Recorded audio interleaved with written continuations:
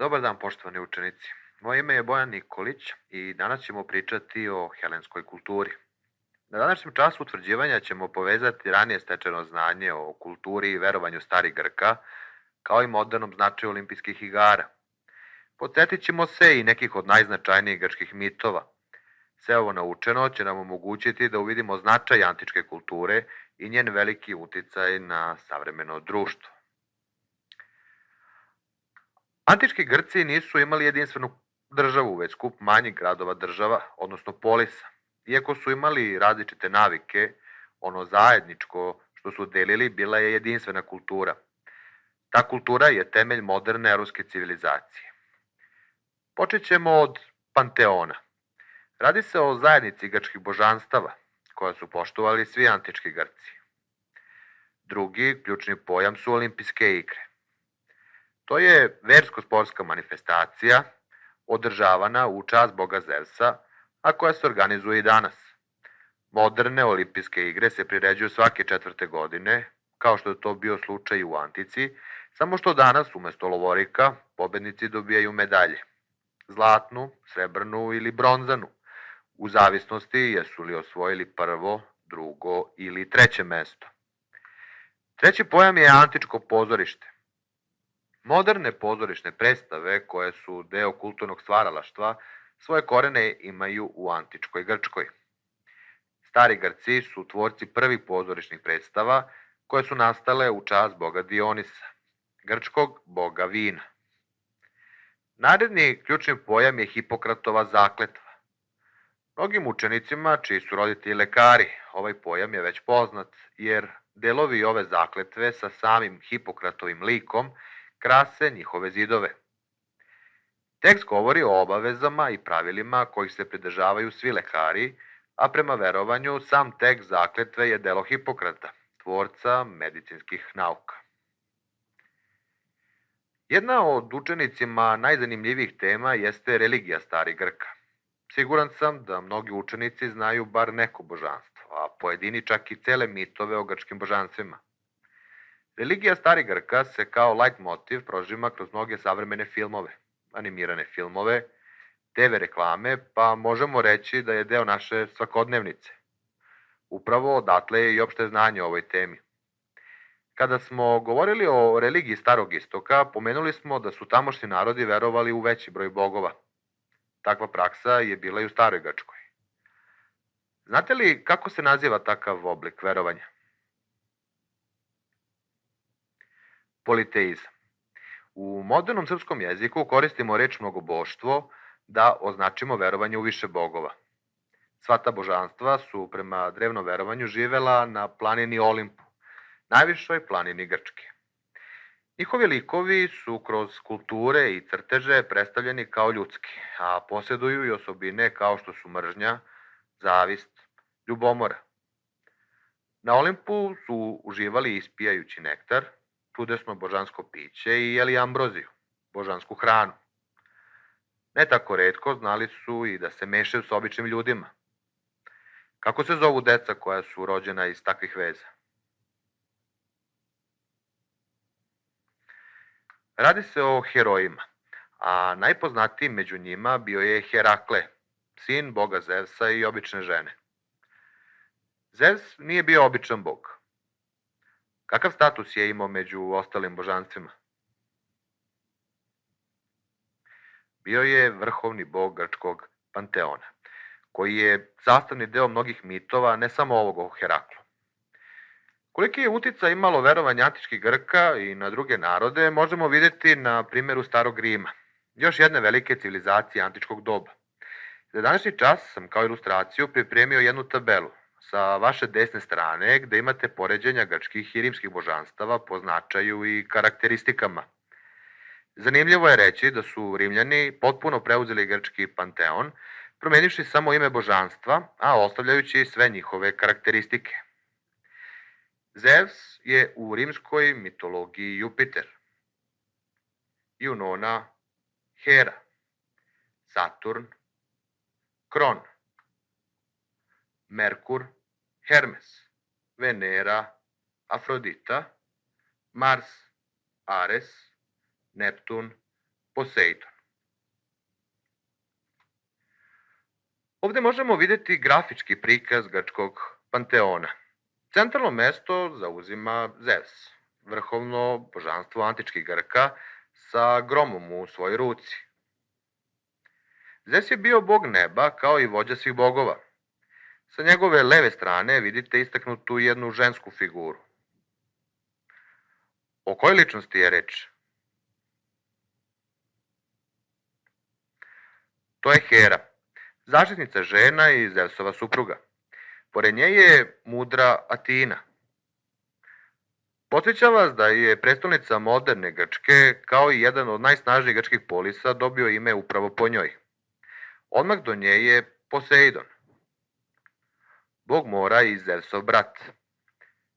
Kako ga možete odmah prepoznati? Uvek u svojoj ruci drži čuveni trozubac. Poseidon je gospodario vodama, uticao na plimu i oseku, ponekad je spasavao, ali i kažnjavao moreplovce. Do njega je odmah mračni Had, bog podzemnog sveta. Kod njega idu duše umrlih. Jedan od razloga zašto je predstavljen tamnom bojom je i taj što simbolizuje smrt. U donjem redu možete videti božanstva nešto niža po dostojanstvu. Prvi u redu sa vaše leve strane je Apolon, bog svetlosti i zaštitnik umetnosti. Odmah do njega je Artemida. Ovde vidite da u ruci drži luk i strelu. Sudeći po tome, o čijoj zaštitnici je reč? Govorimo o zaštitnici lovaca i lova. Do nje je Hefest. Prema grafičkom prikazu zaključujete da se radi o bogu vatre i kovačkog zanata. Tu je i Dionis, bog vina i veselja, a do njega je Afrodita, boginja lepote i ljubavi. Poslednji u nizu je Ares. Šta predstavlja ovo božanstvo ako ima opasan mač ostruk, a drugi drži u ruci, te na sebi oklop od bronze? Radi se o bogu rata. Sva ova božanstva aktivno učestvuju u životima ljudi i oblikuju njihove sudbine. Mnoge od tih sudbina, kako pojedinaca, tako i grupe ljudi su postale deo grčkih mitova. Čudesne priče o njima ostale su u sećanju civilizacije do današnjih dana. Jedan od mitova govori o heroju Heraklu i Kerberu. Čuveni Herakle trebalo je da izvrši 12 zadataka kako bi postao besmrtan. Poslednji od tih zadataka bio je da čuvara podzemlja, troglavog psa Kerbera, izvede na gornji svet. U tome mu je pomogao Orfej, koji je svojom pesmom uspavao Kerbera i olakšao Heraklu da ga iznese iz podzemnog sveta, ispunivši zadatak i prema legendi Herakle je postao besmrtan. Mit o argonautima govori o grčkim moreplovcima koji su pod zapovedništvom Jasona krenuli u potragu za zlatnim runom. Ime su dobili po lađi Argo na kojoj su plovili. Uz Herinu i Atininu pomoć, Jason je sagradio čuvenu lađu kojoj ni voda ni vatra ne mogu naškoditi. Posle mnogo problema tokom putovanja, na jednom hrastovom drvetu našao je zlatno runo koje je čuvao ogroman zmaj. U toj borbi Jason pobeđuje i dolazi u posed čuvenog runa. Mit o Tezeju govori o junaštvu mladog kraljevića, sina kralja Egeja, koji je, da bi sprečio žrtvovanja mladih Grka čudovištu Minotauru, koja je prema legendi pola bik, pola čovek, pošao na Krit da se obračuna sa njim. Pri polasku na put rekao je ocu da će crna jedra zameniti belim ukoliko pobedi ovo čudovište, a u slučaju negativnog ishoda ostaće crna. Uz pomoć Arijadne, koja mu daje klupko da nađe put iz lavirinta, Tezej ubija Minotaura, a od uzbuđenja zaboravlja da promeni jedra. Kada je pri povratku njegov otac video crna jedra, mislio je da mu je sin mrtav, pa se od tuge bacio u more. Upravo je po njemu more i dobilo ime. Još jedan interesantan mit govori o Odiseju, učesniku Trojanskog rata. Nakon završetka rata, Odisej je pošao kući, ali zamerivši se Posejdonu, on mu je otežao plovidbu koja se odužila punih 10 godina. Na tom putovanju je kroz brojne avanture izgubio celu svoju posadu, ali uspeva da stigne do domovine gde ga čekaju već odrasli sin i odana supruga, prelepa Penelopa, koja je godinama odbijala prosce, iako su svi govorili da je Odisej umro jer je bio predugo odsutan. Pomenut ćemo još i kentaure, mitska bića koja su predstavljana kao poluljudi, polukonji i koja su živela u šumama Tesalije. Priče o mitovima zaokružit ćemo jednim istorijski dokazanim mestom. Radi se o proročištu u Delfima, koje je bilo posvećeno Apolonu, bogu svetlosti. U ovaj hram su dolazili Grci iz svih krajeva zemlje po savete. U ovom hramu se nalazio jedan procep u zemlji iz kojeg je kuljala para. Kada bi neki čovek udahnuo paru sa tog mesta, ona bi ga toliko pomela da bi govorio nepovezano kao da bunca. Na tronožnom postolju, iznad tog procepa, sedela je sveštenica Pitija. Udisavši ova isparenja, govorila je u bunilu, dok su sveštenici tumačili njene reči. Dobijala je pitanja od posetilaca, a davala dvosmislene odgovore. Postoji svedočanstvo da je vladar jedne države pitao proročicu da li da napadne drugo carstvo. Ona mu je odgovorila da ako to uradi, uništit će veliko carstvo. Podstaknut njenim rečima, krenuo je u rat. Međutim, rat je izgubio, a konačno tumačenje je bilo da je njegovim porazom zaista jedno veliko carstvo bilo uništeno. Olimpijske igre su najveća verska, politička i sportska manifestacija u Staroj Grčkoj. Prema verovanju prve olimpijske igre priređene su 776. godine pre nove ere u Olimpiji u čast boga Zevsa, vrhovnog božanstva među Grcima. Njemu u čast na ovom mestu se nalazila njegova statua i nadaleko čuveno svetilište. Koliki značaj olimpijske igre imaju u antičkom svetu, dovoljno je reći da za vreme njihovog trajanja Grci prekidaju započete ratove i sve ostale poslove te odlaze u Olimpiju da se takmiče. Pobednici olimpijskih disciplina slavljeni su kao heroji u čitavom grčkom svetu. Oni su dobijali maslinovu grančicu, odnosno venac ispleten od maslinovog lišća i naravno slavu koja je bila neprolazna. Maslina ovde predstavlja simbol mira i pomirenja među narodima. Neke od najznačajnijih olimpijskih disciplina bile su trčanje, rvanje, pesničenje, petoboj, kao i trka dvokolica. Kako su Grci računali vreme? Od prvih olimpijskih igara, gde je olimpijski ciklus vreme od 4 godine. Takođe i savremeno društvo organizuje olimpijske igre. Prve moderne olimpijske igre održane su 1896. godine. U kom gradu su bile održane? U Atini, u čast antičkim Grcima kao tvorcima ove sportske manifestacije.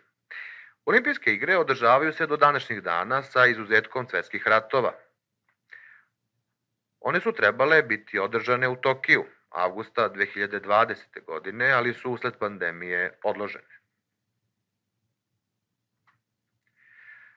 Ono što spaja sve razjedinjene grčke polise je umetnost, koja je ostavila neizbrisiv trag na mnoge narode. Protok mnogih vekova i razvoj mnogobrojnih država nisu uticali na to da druge civilizacije nadmaše umetnička dostignuća antičkih Grka. Oblasti umetnosti u kojima su se Grci posebno istakli jesu arhitektura, vajarstvo, slikarstvo, a osim umetnosti zaslužni su i za razvoj nauke, gde se ističu filozofija, književnost, medicina i druge nauke. U osnovi razvoja arhitekture je poštovanje samih božanstava, jer mnoge građevine građene su njima u čast. U gradnji razlikujemo 3 grčka stila kod izgradnje stubova koji su nosili ove velelepne građevine. Najjednostavniji među njima jeste dorski stil. Do njega je jonski stil, prepoznatljiv po spiralno uvijenim detaljima na njegovom vrhu. Kao poslednji u nizu je korinski stil. Razlikuje se od prva dva po svojim kitnjastim detaljima i lako je uočiv. Mnoge građevine u antičkoj Grčkoj stoje na ovim stubovima. Primer jedne od njih nalazi se na Akropolju u Atini. Ova građevina se naziva Erehteion i posvećen je boginji Atini, zaštitnici grada i bogu Poseidonu. U hramu se nalazila skulptura boginje Atine, a ime hrama potiče od mitskog atinskog kralja. Grana umetnosti po kojoj su Grci bili prepoznatljivi je vajarstvo. Vajanje ljudskog tela je bila njihova specijalnost. Proporcija, detalji koji krase ta dela antičke umetnosti su gotovo neprevaziđena. Bilo je dosta vajara u Grčkoj, ali se dvojica ističu među ostalima. To su Fidija i Miron. Fidija je živeo u 5. veku pre nove ere i bio je Periklov prijatelj. Vreme Perikla u Atini naziva se zlatnim dobom Atine zbog ogromne graditeljske delatnosti kao i zbog velikog uspona umetnosti, čiji je ovaj arhon bio veliki pokrovitelj i zaštitnik. Upravo u tom vremenu je stvarao Fidija, koji je bio autor ogromne Zevsove statue u Olimpiji, koja je ubrajana u jedno od 7 čuda antičkog sveta. Osim ovog remek dela, Fidija je izdvajao i kip boginje Atine u čuvenom hramu u Partenonu. Osim Fidije, kao jedan od najznačajnijih vajara, svakako je i Miron, koji se proslavio svojim bacačem diska. U razvoju grčkog pisma veliki uticaj imalo je feničansko pismo. Kako se zvalo feničansko pismo? Feničanski alfabet. Upravo zahvaljujući pismu sačuvan je značajan deo grčke kulturne baštine, između ostalog i ranije pomenuti mitovi, ali i lirske i epske pesme. U lirici preovladavaju nežno osjećanja, a u epici podvizi heroja i bogova. Ne zna se tačno kada, ali sigurno pre 8. veka, pre nove ere, živeo je i pisao čuveni slepi pesnik Homer, koji nam je ostavio u amanet epove Ilijadu i Odiseju. U Ilijadi govori o Trojanskom ratu, dok u Odiseji Homer opisuje Odisejeve avanture nakon Trojanskog rata. Grci su pisali i drame, koje su kao pozorišni komadi izvođeni u čast boga Dionisa, a dele se na tragedije, koje su pisali Euripid, Eshil i Sofokle, i komedije koje je pisao Aristofan. Grci su tvorci i pozorišta, kakvo poznajemo i danas.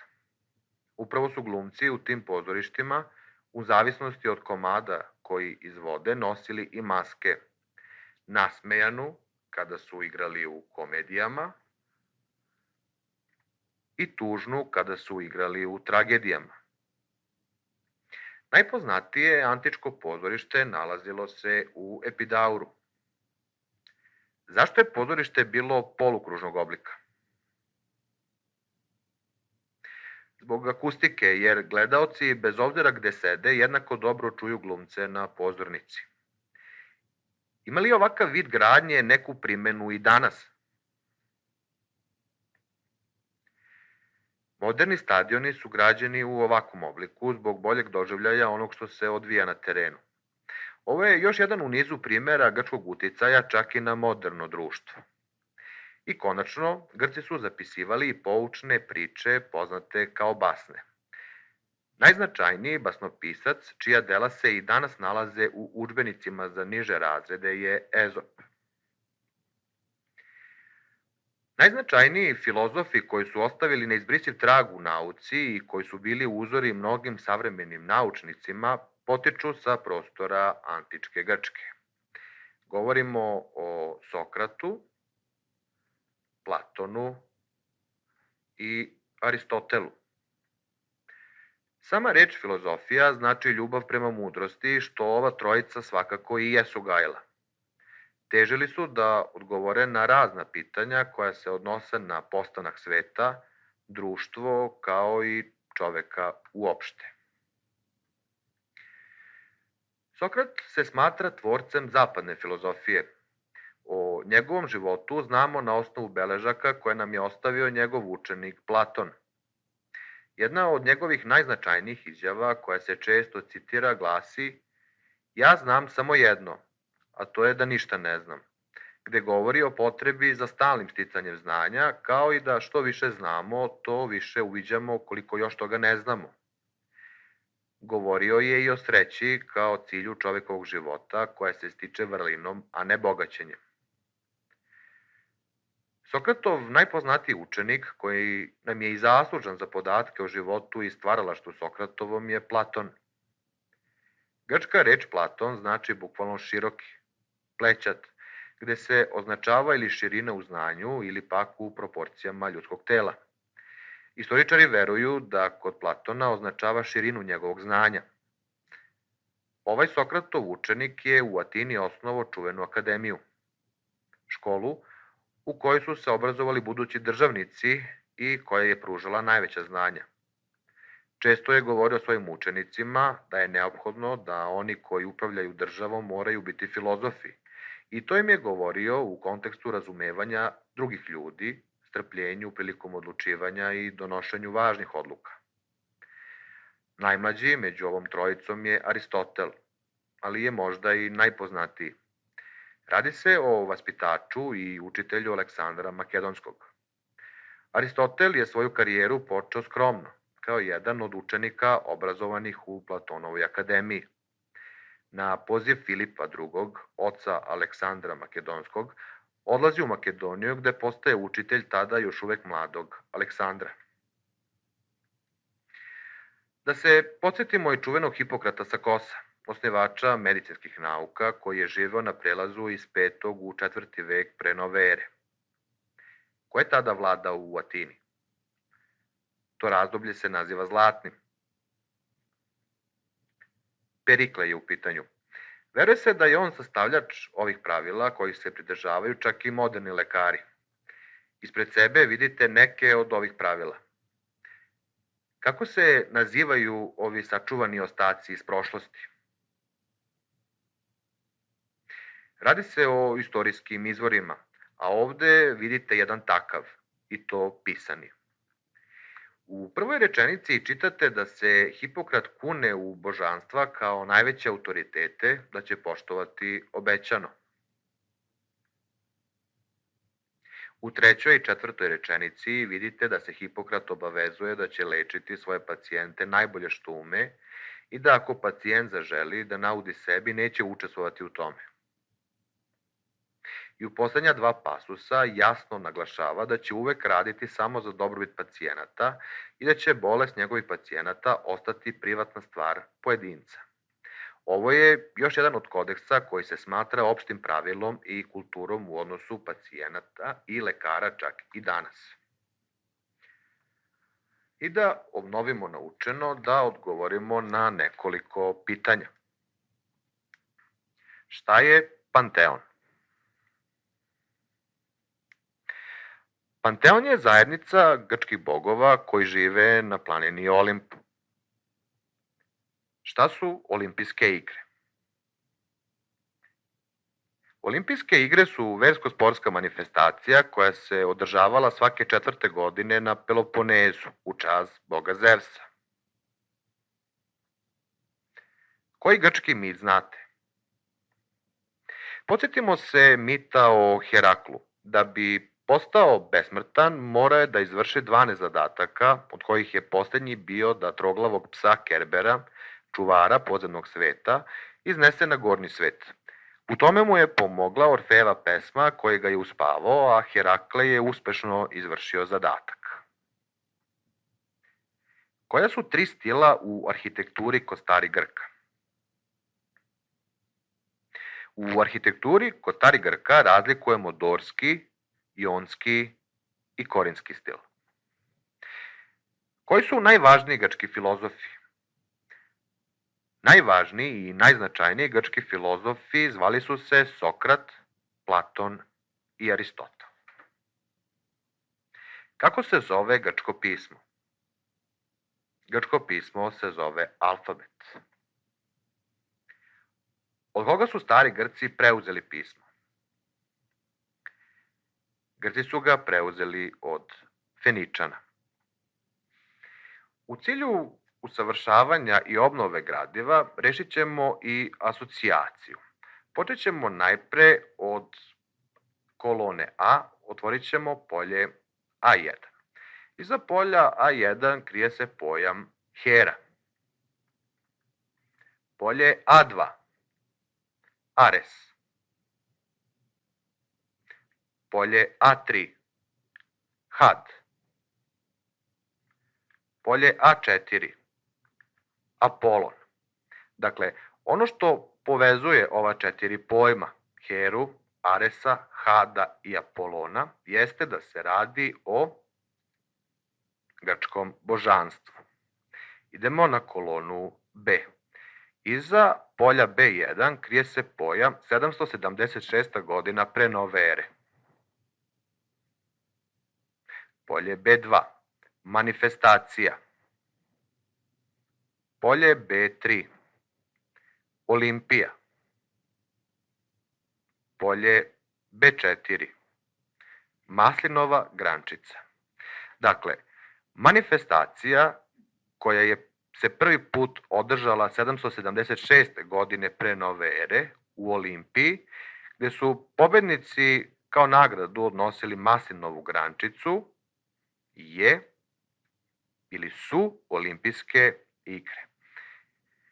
Idemo na kolonu V. Iza polja V1 krije se pojam otkrivena je u antici.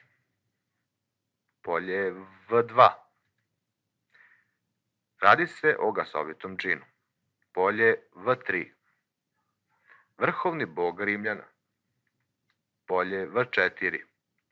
Peta planeta sunčevog sistema. Dakle, peta planeta sunčevog sistema, koja je otkrivena u antici, radi se o gasovitom džinu, a koja predstavlja vrhovnog boga svih Rimljana. Dakle, rešenje kolone V je Jupiter.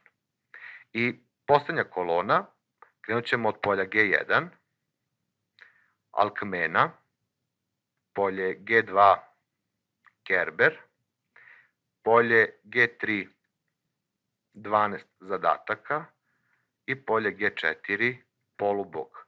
Dakle, koji polubog je imao da odradi 12 zadataka, od kojih je jedan bio da troglavog psa Kerbera iznese na gornji svet, jasno da je rešenje kolone G Herakle. Dakle, ono što povezuje grčko božanstvo, olimpijske igre, Jupitera i Herakla je Zevs. Dakle, da vidimo u kakvoj su vezi Zevs i Herakle. Herakle je bio Zevsov sin, polubog. Jupiter je rimski pandan za Zevsa u rimskoj mitologiji. Zevsu u času održane olimpijske igre i Zevs je bilo vrhovno božanstvo starih Grka. Poštovani učenici, nadam se da vam je današnji čas bio zanimljiv. Takođe se nadam da ste usvojili neke nove pojmove i da ste utvrdili već poznate. Sa željom da nastavite da uspešno usvajate i nova gradiva, želim vam svako dobro i prijatan dan.